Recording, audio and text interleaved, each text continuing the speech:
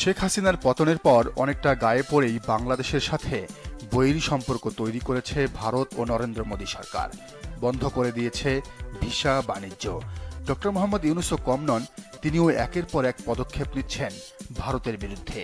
আগে যে পেঁয়াজ আর চাল আমদানি করা হতো মোদির দেশ থেকে, তা এখন আনা হচ্ছে পাকিস্তান থেকে। ইউনূস ক্ষমতা গ্রহণের সপ্তাহখানেক না যেতেই বলেছেন, ভারত যদি বেশি বাড়াবাড়ি করে তাহলে তাদের সেভেন সিস্টারেও সমস্যার সৃষ্টি হবে। এমনকি তিনি মোদির চোখ রাঙ্গানি উপেক্ষা করে চীনে গিয়ে করেছেন অসংখ্য চুক্তি আর সমঝোতা স্বাক্ষর।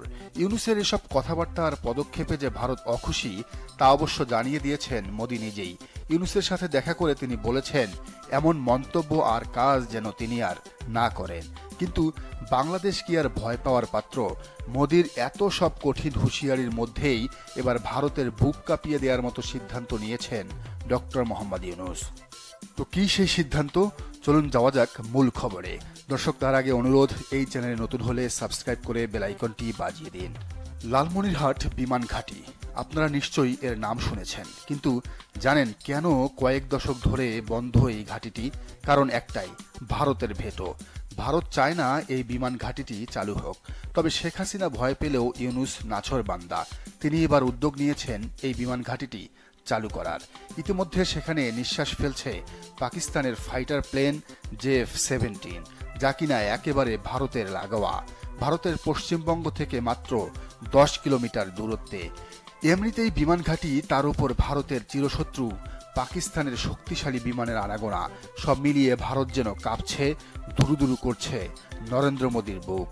এই খবর কোনো উড়ো খবর নয়। খোদ ভারতের সবচেয়ে প্রভাবশালী গণমাধ্যম টেলিগ্রাফ ইন্ডিয়ার এক বিশেষ রিপোর্টে তারা বলছে, রংপুর বিভাগের লালমনিরহাটের বিমান ঘাঁটিতে নাকি পাকিস্তানি যুদ্ধবিমান প্রবেশের অনুমতি দিয়েছেন অন্তর্বর্তীকালীন সরকারের প্রধান উপদেষ্টা ডক্টর মোহাম্মদ ইউনূস।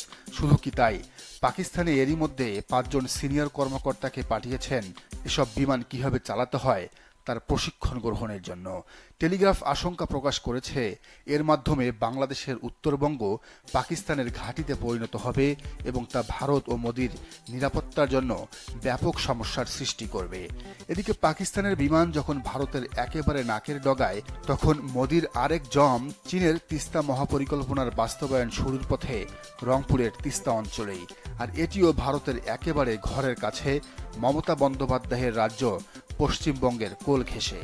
মানে উত্তরবঙ্গে শুধু পাকিস্তান না, চীনরে দিয়াও ভারতে বাঁশ দেওয়ার সব আঞ্জাম করেছেন ডক্টর ইউনূস। এদিকে দক্ষিণবঙ্গ মানে বাগেরহাটের মোংলা বন্দর আবার দিয়ে দেয়া হয়েছে চীনরেই। চীন এই বন্দরের সংস্কার করবে, আধুনিকায়ন করবে। সেই চুক্তি সই হয়ে গেছে অলরেডি। মজার ব্যাপার হলো, এই বন্দর দিয়াই ভারতের দুশ্চিন্তার 7 রাজ্যে প্রবেশের রাস্তা, মানে চিকেন নেক যারে বলে। বোঝা গেছে ব্যাপারটা? বাংলাদেশের উত্তর দক্ষিণ পাকিস্তান আর ভারতের জম চীন, ঠেলা সামলাও মোদি। পেহেলগাম ইস্যুতে পাকিস্তানে যখন একের পর এক কঠোর পদক্ষেপ নিচ্ছে ভারত, তখন বাংলাদেশ মোদির চিরশত্রুদের কাছে টেনে কি বার্তা দিচ্ছে, যদি লাগো তোমারে আমরা 3 ভাই মিল্লাই খেলে দিব মোদি, কাজেই বেশিবার বাইরো না। দর্শক, আপনার কি মনে হয় লালমনিরহাটের এই বিমান ঘাঁটি ভারতের দুশ্চিন্তার কারণ হবে? জানান কমেন্টের ঘরে। আর এই চ্যানেলে নতুন হলেও রাজনীতির নিত্য নতুন তথ্য বিশ্লেষণ পেতে চ্যানেলটি সাবস্ক্রাইব করে বেল আইকনটি বাজিয়ে দিন।